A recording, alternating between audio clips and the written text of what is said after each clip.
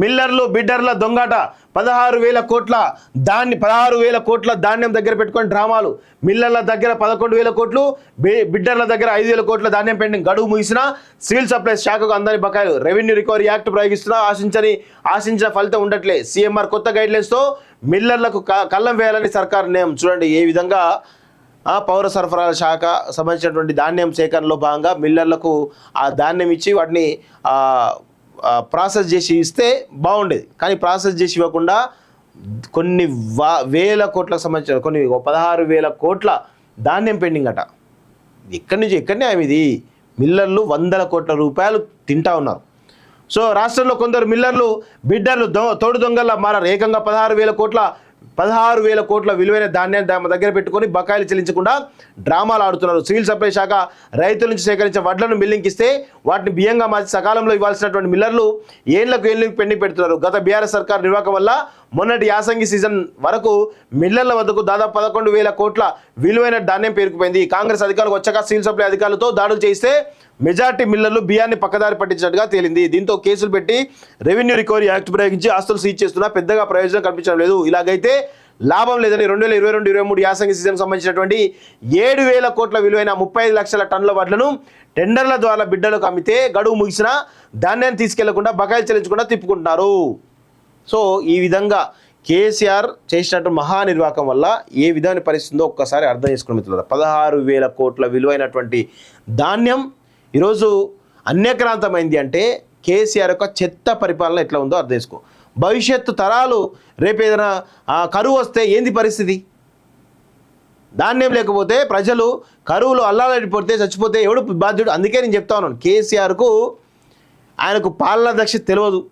ఆయన ఏది పడితే అది ఇబ్బడిగా ఖర్చు చేస్తూ ఉంటాడు తప్ప ఒక ప్రాసెస్ అనేది తెలియదు. ఒక డిసిప్లినరీ పొలిటీషియన్గా లేడు, ఇన్డిసిప్లిన్ పొలిటీషియన్గా కేసీఆర్ ఉన్నాడు. కాబట్టి రాష్ట్రంలో మనకి ఇప్పుడేం అర్థం కాదు. భవిష్యత్ తరాలు రేపు 10 సంవత్సరాల తర్వాత 20 సంవత్సరాల తర్వాత ఈ కరువులు వస్తే అప్పుడు తెలుస్తుంది కేసీఆర్ పరిపాలన ఎంత చెత్తదో. ఇలాంటి దిక్కుమాలిన చాతగాని దద్దమ్మ మనకు 10 సంవత్సరాలు పాలకులు ఉండడం మన దరిద్రంగా నేనైతే కొనియాడతా వాస్తవంగా. ఎందుకంటే కేసీఆర్ లాంటి దుర్మార్గుడు అలాంటి దుష్టుడు మనకు ఉండడం చాలా దుర్మార్గం. ఇప్పటికి కూడా చాలామంది కొనియాడుతూ ఉన్నారు కేసీఆర్ని, ఎందుకో అర్థం కాదు. సివిల్ సప్లై శాఖ ప్రతి సీజన్లో బ్యాంకుల నుంచి 1,000 కోట్ల అప్పులు తీసుకొని రైతుల నుంచి వడ్లు సేకరిస్తున్నది. ఇలా కొనుగోలు చేసిన వడ్లను మిల్లర్లకు ఇచ్చి వారు మరాడించిన బియ్యాన్ని ఎఫ్సీఐకి లెవీ పెడుతుంది. ఎఫ్సీఐ నుంచి రేషన్ షాపుల ద్వారా పేదలకు ఉచిత బియ్యం అందుతాయి. అయితే బీఆర్ఎస్ హయాంలో మిల్లర్లపై పర్యవేక్షణ కరువై వాళ్ళు ఆడింది ఆట పాడింది పాట అన్నట్టుగా మారింది. ఎలాంటి బ్యాంక్ గ్యారంటీ లేకుండా కనీసం మిల్లులు ఉన్నాయో లేదో వెరిఫై చేయకుండా వ్యాపారులు మిల్లర్లకు భారీ మొత్తంలో వడ్లనప్పటి బీఆర్ఎస్ సర్కారు కేటాయించింది. దీంతో రాష్ట్ర వ్యాప్తంగా వందలాది మంది మిల్లర్లు వ్యాపారులు వడ్లను మిల్లింగ్ చేసి బహిరంగ మార్కెట్లో బియ్యం అమ్ముకున్నారట. సో ఇక చూడండి ఇట్లా ఉంది పరిస్థితి. పాపం కేంద్ర ప్రభుత్వం ఏమో ఇలాంటి బియ్యాన్ని పేద ప్రజలకు ఇవ్వాలని చెప్పేసి ప్రయత్నం చేస్తూ ఉంటుంది. ఈ రాష్ట్ర ప్రభుత్వంలో ఉన్నటువంటి కేసీఆర్ ఏమో వాటిని మిల్లర్లు మీరు ఏమని తీసుకున్న కమిషన్లకు పంపండి. ఇదే కథ.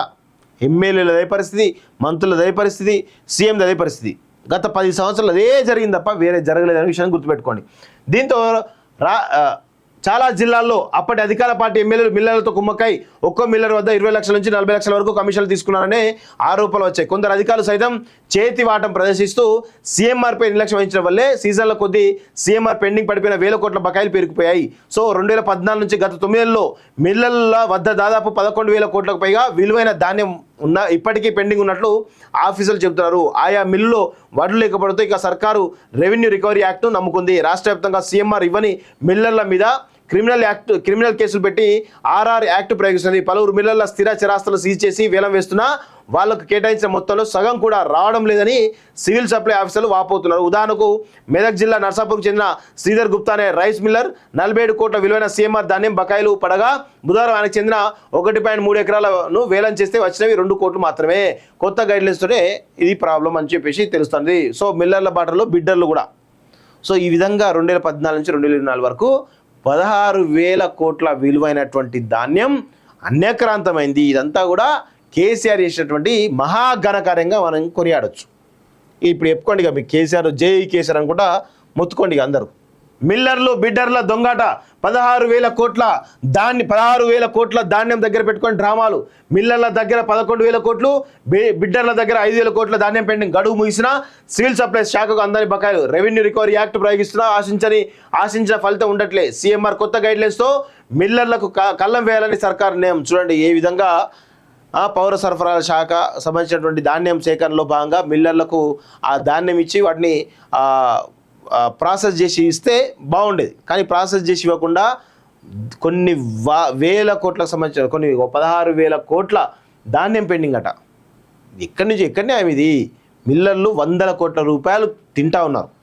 సో రాష్ట్రంలో కొందరు మిల్లర్లు బిడ్డర్లు తోడు దొంగల్లా మారారు. ఏకంగా 16,000 కోట్ల విలువైన ధాన్యాన్ని తమ దగ్గర పెట్టుకొని బకాయిలు చెల్లించకుండా డ్రామాలు ఆడుతున్నారు. సివిల్ సప్లై శాఖ రైతుల నుంచి సేకరించిన వడ్లను మిల్లింగ్కి ఇస్తే వాటిని బియ్యంగా మార్చి సకాలంలో ఇవ్వాల్సినటువంటి మిల్లర్లు ఏళ్లకు పెండింగ్ పెడుతున్నారు. గత బీఆర్ఎస్ సర్కార్ నిర్వాహకం వల్ల మొన్నటి యాసంగి సీజన్ వరకు మిల్లర్ల వద్దకు దాదాపు 11,000 కోట్ల విలువైన ధాన్యం పేరుకుపోయింది. కాంగ్రెస్ అధికారులకు వచ్చాక సివిల్ సప్లై అధికారులతో దాడులు చేస్తే మెజార్టీ మిల్లర్లు బియ్యాన్ని పక్కదారి పట్టించినట్టుగా తేలింది. దీంతో కేసులు పెట్టి రెవెన్యూ రికవరీ యాక్ట్ ప్రయోగించి ఆస్తులు సీజ్ చేస్తున్నా పెద్దగా ప్రయోజనం కనిపించడం లేదు. ఇలాగైతే లాభం లేదని 2022-23 యాసంగి సీజన్ సంబంధించినటువంటి 7,000 కోట్ల విలువైన 35 లక్షల టన్నుల వడ్లను టెండర్ల ద్వారా బిడ్డలకు అమ్మితే గడువు ముగిసిన ధాన్యాన్ని తీసుకెళ్లకుండా బకాయిలు చెల్లించకుండా తిప్పుకుంటున్నారు.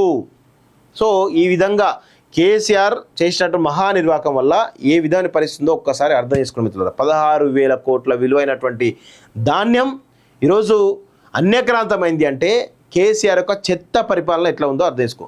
భవిష్యత్తు తరాలు రేపు ఏదైనా కరువు వస్తే ఏంది పరిస్థితి? ధాన్యం లేకపోతే ప్రజలు కరువులు అల్లాడిపోతే చచ్చిపోతే ఎవడు బాధ్యుడు? అందుకే నేను చెప్తా ఉన్నాను, కేసీఆర్కు ఆయనకు పాలనా దక్షత తెలియదు. ఆయన ఏది పడితే అది ఇబ్బడిగా ఖర్చు చేస్తూ ఉంటాడు తప్ప ఒక ప్రాసెస్ అనేది తెలియదు. ఒక డిసిప్లినరీ పొలిటీషియన్గా లేడు, ఇన్డిసిప్లిన్ పొలిటీషియన్గా కేసీఆర్ ఉన్నాడు. కాబట్టి రాష్ట్రంలో మనకి ఇప్పుడేం అర్థం కాదు. భవిష్యత్ తరాలు రేపు 10 సంవత్సరాల తర్వాత 20 సంవత్సరాల తర్వాత ఈ కరువులు వస్తే అప్పుడు తెలుస్తుంది కేసీఆర్ పరిపాలన ఎంత చెత్తదో. ఇలాంటి దిక్కుమాలిన చాతగాని దద్దమ్మ మనకు 10 సంవత్సరాలు పాలకులు ఉండడం మన దరిద్రంగా నేనైతే కొనియాడతా వాస్తవంగా.